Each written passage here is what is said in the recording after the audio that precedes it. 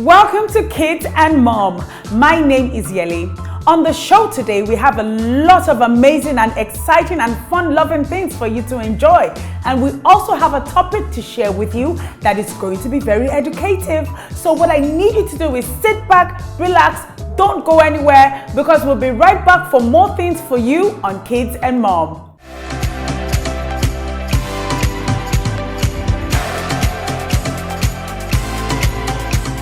Drop your comments and questions on our Facebook page. You can follow us on Twitter and on Instagram.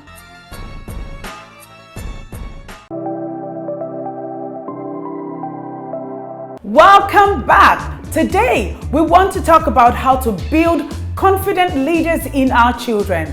To talk more about this on the show with me is Morenike Basharu. She is a trained medical doctor, but an interior designer by practice. She's a master practitioner of neuro-linguistics programming and the CEO of Daywear Options. She is an advocate of intentional parenting and has held many audiences spellbound from her numerous speaking engagements. A proud mother of 4 who still mentors many, enjoys dancing, swimming, and listening to music. Are you ready to learn? Come with me.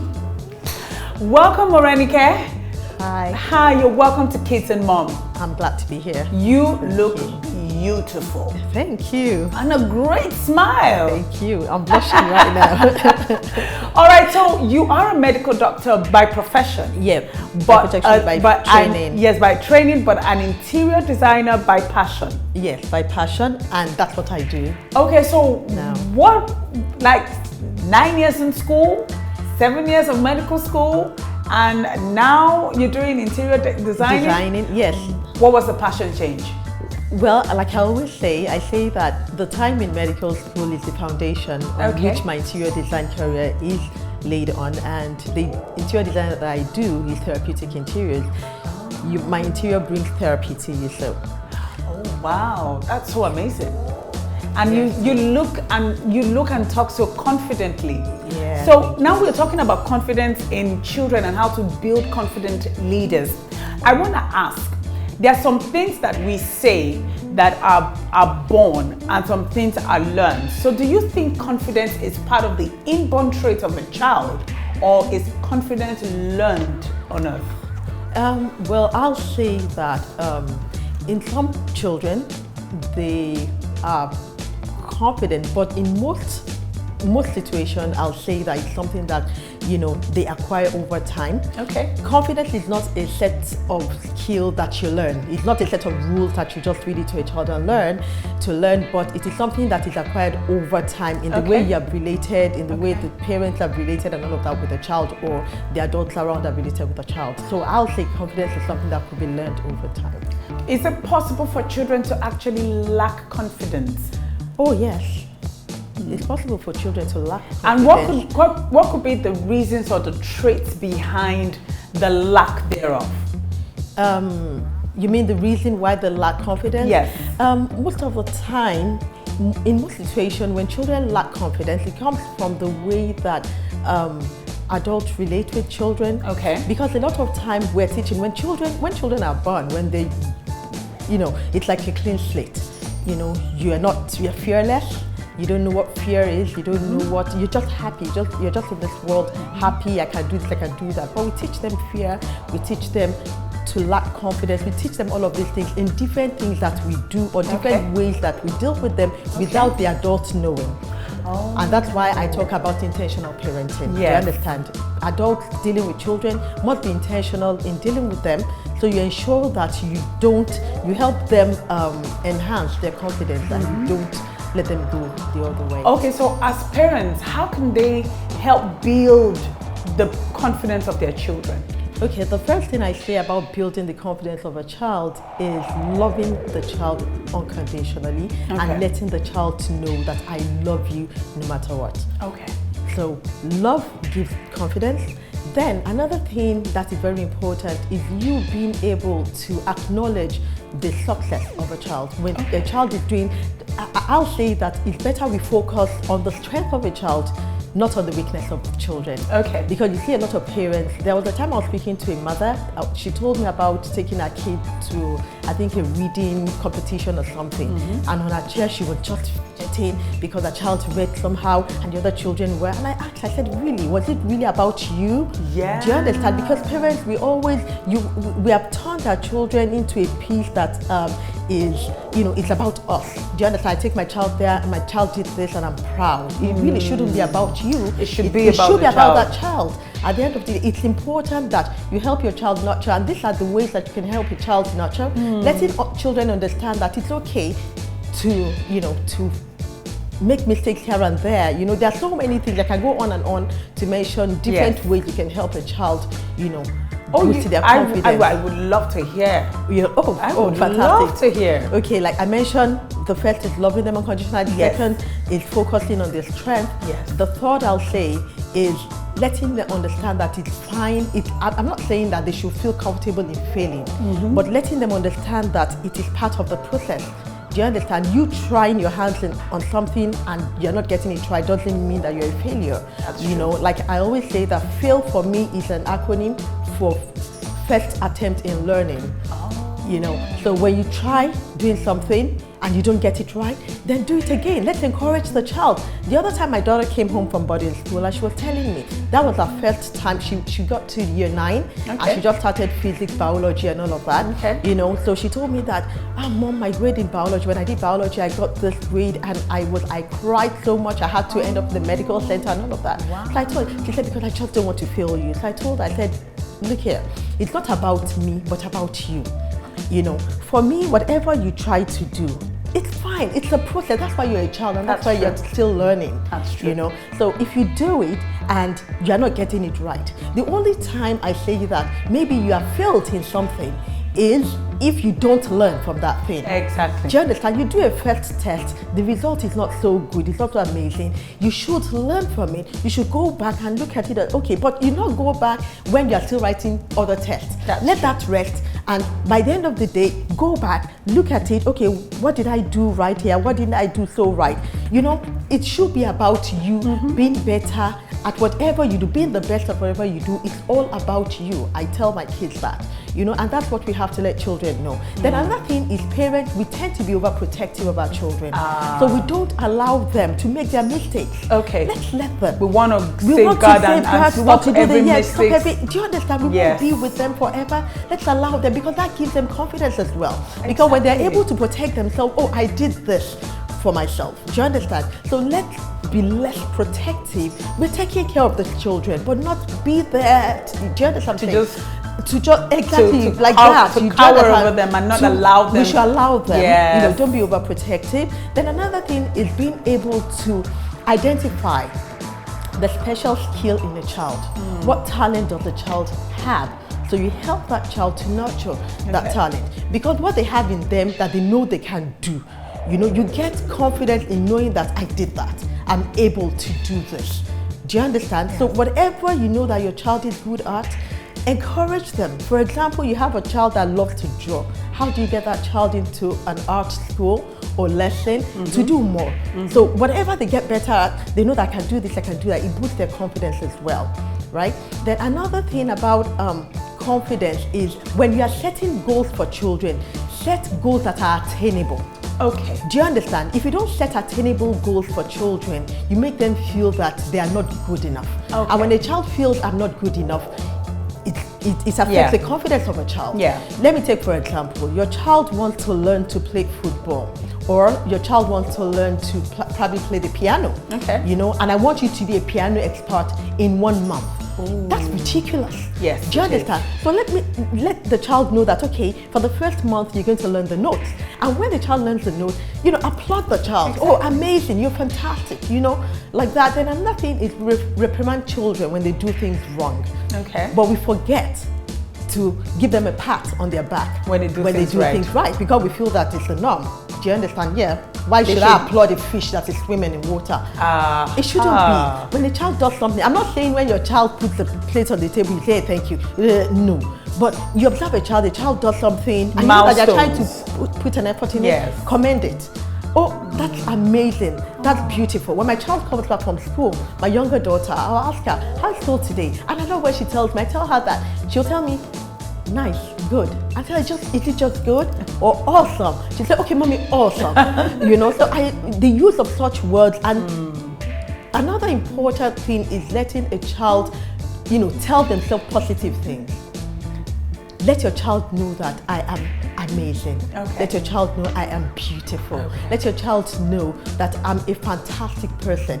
I can do it. I'm more than enough. Yes. I told my daughter, write it on your mirror in school that I'm more than enough. I want you to look at that every day and tell yourself, I'm more than enough. I'm a gift to this world. Let children, let them tell themselves positive things. So these are different things that can help it.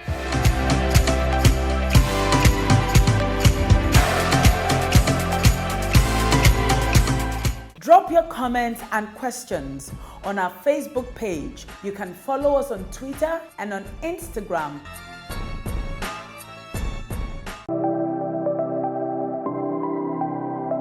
So I just want to ask, what is the importance of instilling confidence in children, and how does it affect their education? Okay, here it is. Like I mentioned, when a child is confident, even as an adult, don't let me even say children, when you're confident, you know how it is. Yes. When they bring something, a task, to you it's like, bring it on. Do you understand? True. That's the feeling you get. Yes. Bring it on. Yes. So that's the same way a child feels. When a child is confident, I believe that I can do it. That's right. When that thing is coming, I can do it, even before you start attempting. And the mind is really powerful. Whatever you tell your mind, the mind starts to encourage you to do that.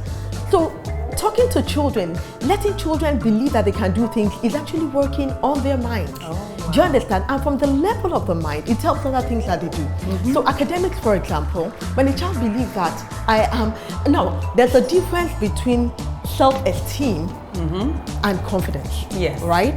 So when we talk about confidence, we mean a child believes that, yes, I can do this. Okay, I'm going to share with you another, thing that happened with one of my daughters, my 6-year-old daughter. Okay. And it's quite interesting. I was in my room and she was in the living room. So she had this helium balloon for her birthday. She was playing with it in the family living room, and our aunt didn't want her to get it, so she threw it up, with the short rope that's attached to the balloon. So the balloon was right there up on the ceiling. And my daughter was jumping up, she'll climb the table, she jumped up to catch it, and at a point she just believed, when you know that, of course, I can't catch this balloon, then it became fun. And our auntie was just laughing, try, you can't do it, so she'll do that. Then I came out, because that just told me something in the room, you can't do it. What kind of message is that? No, I don't think so. I went out and I told her, I said, Camila, I said, you can catch that balloon? She said, Mommy, I tried. I said, you can. And we're going to do something now. I said, okay, climb there. Then she climbed up. Then so I said, look at that balloon. Can you close your eyes? Then she closed her eyes. I said, okay, so now, Camila, you're going to jump like the Supergirl. So when you just jumped now. Just think in your mind that you jumped. So she said, yes. I said, so catch the balloon. So you're holding the balloon. Can you feel the balloon? Oh my God, how does it feel? Wow, Camila, I caught the balloon. Then I told her, open your eyes. Then she opened. I said, so can you see it's beautiful that you actually caught the balloon? So you're going to catch the balloon now. So now she jumped, and I tell you, she caught the balloon. Oh, wow. And she was screaming, Mommy, I did it. I said, because you can do it. Oh, and that helped her, because in other things I tell her, she wants to draw something. She came to me, Mommy, they told me to draw a duck in school, but I can't. I said, remember, you got the balloon that was powerful. You can draw a duck. She said, yes, Mommy, I can. I said, so let's go to Google and let's check how to draw, make it easy. So we learned how to draw a duck from number 2. And she drew the duck. Do you know that she went to class, she taught. So it's important that, do you understand and that? you create avenues for them to learn. And you should look for teachable moments as well. Exactly. Look for teachable moments. It might be during play. Bring up something. That thing that a child is playing with, this thing, can you just come pay attention to that and see how you can use that activity to encourage the child and to let the child know that you can do this thing. Exactly. Amazing. I love your examples. They're very real, and they're very they're relatable. They're relatable. Do you understand? So mothers watching will be like, oh, and my child did that yesterday and I did it. Okay, so tomorrow when I see another opportunity to build up confidence, I'm going to do it. Now, we have some children that are quite assertive at such a young age. And, they're a bit overconfident, they can act like they know it all. So how do you handle and, help that child to find balance in their assertiveness and not lose esteem and still be confident? Okay, great. Yeah, because what you have, I love this question because it's a point that we get to and we get kind of worried. Okay, I feel this child is, some people will call it overconfidence, yeah? Yes. That this child is overconfident. Some people will call it that this child is beginning to have a sense of entitlement, right? Most adults or some adults will tell you that you want to talk down because sometimes you feel that this child is challenging me or this child feels that you know it, then you want to just say something like, number one, the first thing to look at is, I want to help this child. It is not a battle. It right? is not a battle. It is not a battle, one. Number two, I don't intend to hurt the child. Because sometimes we want to correct children. We correct them like we intend to hurt them. Do you understand? Yes. You see, mothers, it's not because we hate our children, it's not because we don't love our children, we love them. But at that moment, maybe we don't love that behavior at that particular moment. So the child behaves somehow, I say something, I feel it's not getting to you, maybe that child is, then I say something to hurt him more. So it's important we know that I don't intend to hurt the child, but I want to help. So you have to engage in a lot of conversation. Okay. Do you understand? The child wants to do something. One of my children is kind of like that. You want to teach her something, she's rushing, she wants to do it. I can't do it. Sometimes I leave her to do it, especially when I know that she's not going to get it. So it could be a learning curve for So her. it's 11, yes. So I leave her to do it. Okay. So then I tell her that, so you see that there are times that you should allow somebody, that even mommy learns, and they know that I learn from them as well. Okay. I read some of their notes and I'm like, oh my God, okay. I remember it's very interesting when my children, when they were, the older ones were much younger, and in their English notes I saw the silent E. The silent E that changes the letter sound into the letter name. Okay. Let me take, for example, the letter sound is A, B, K, right? So when you put when a word has the magic E, like take, then it is not tack. Yes. Do you understand? It changes it to the letter name, which is A in the pronunciation. Okay. For me, I learned that, of course, I knew take, that T-A-K-E is take, M-A-K-E is, but I didn't know that rule was standing. So I could use it for even any new word, any new vocabulary that I came about. And I told them that. I told my daughter that I learned from you. So even if mommy would learn from you, you should understand that you should calm down to learn. Yes. When you're open to learning, when you take off that cap of I know it all, then you get better and better and better in whatever you do. So you just engage them in more conversation, but don't hurt them. Yes. Don't hurt them. Don't intend to hurt them. Yes. Just know that we're trying to move from another phase to this phase without losing what is good in what in who they are. Fantastic answer.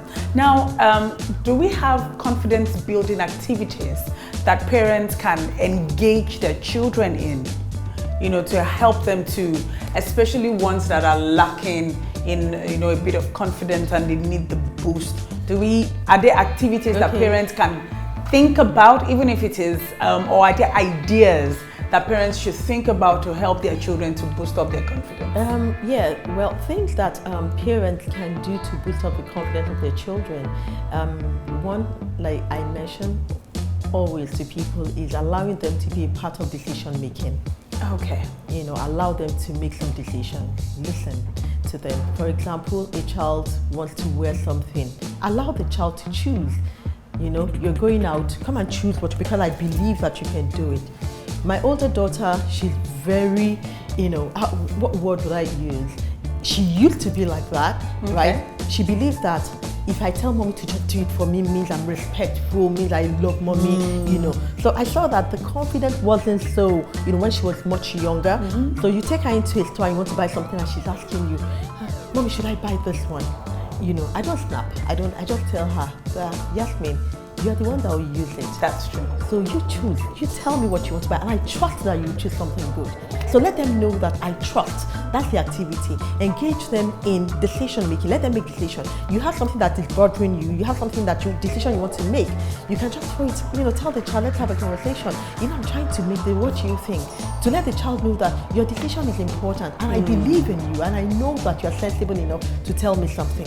So you can do that with a child. That's really helpful. And another thing that, like I said, other activity is being able to identify the talent a child has, and help them to nurture it. Yeah. That helps their confidence as well. Giving them little chores to do around the house. Okay. Give them tasks they can do. Okay. It helps their confidence. Do you understand? Okay. But give them age-appropriate tasks to do. Yes. Sorting stuff, doing this, feeding. Probably if you have a pet, you can go and feed the pet. You can do this. If you have an older sister, you can feed your brother. Okay. You can do this. You can help me in the kitchen. You can do you understand? Give them Yes. age-appropriate chores to do. That helps confidence as well. Fantastic. Now, I would like you to please advise parents.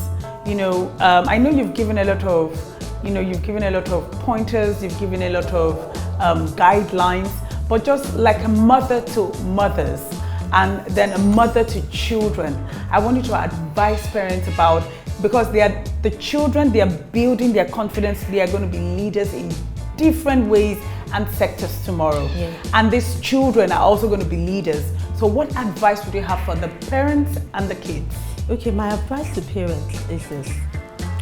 I have listened to quite a number of parents, and especially parents to really young children, and they have this perception that children are manipulated. Do you understand? So when the child is doing something, it's because the child is. When the child is throwing a tantrum, it's because she wants this, and because of that, you want to do the other. You want to go the other way.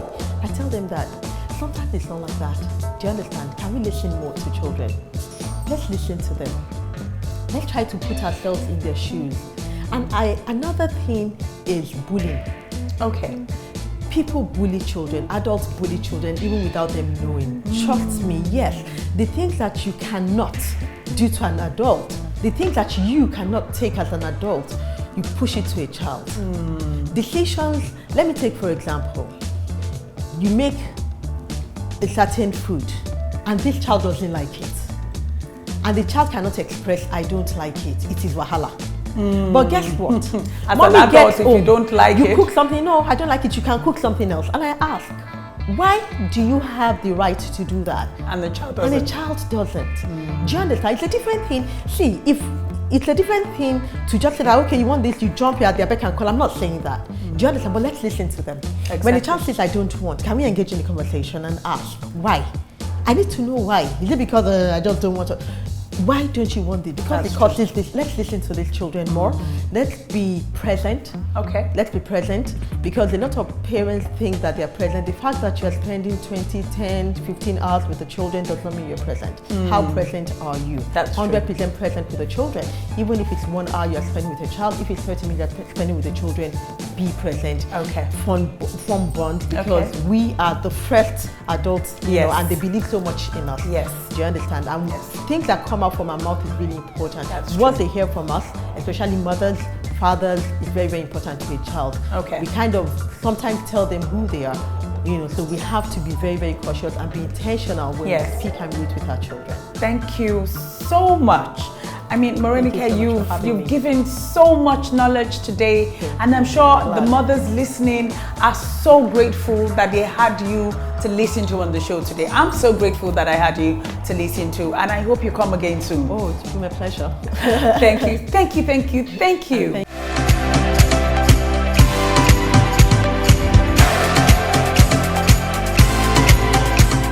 Drop your comments and questions on our Facebook page. You can follow us on Twitter and on Instagram.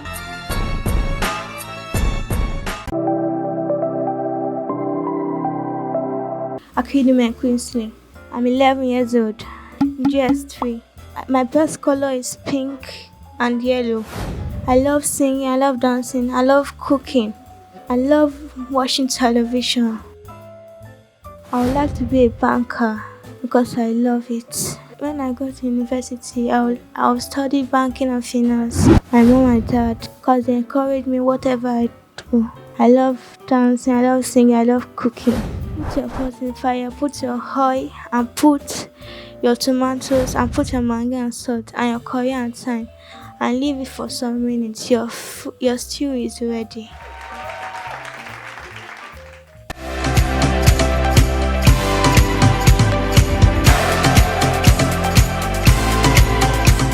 All right, ladies and gentlemen, we've come to the end of the show. I promised you at the start that it was going to be very educative and informative, and I am sure we delivered on that promise. So until we come your way again, same station, same time, from every one of us here at Kids and Mom, it is bye for now.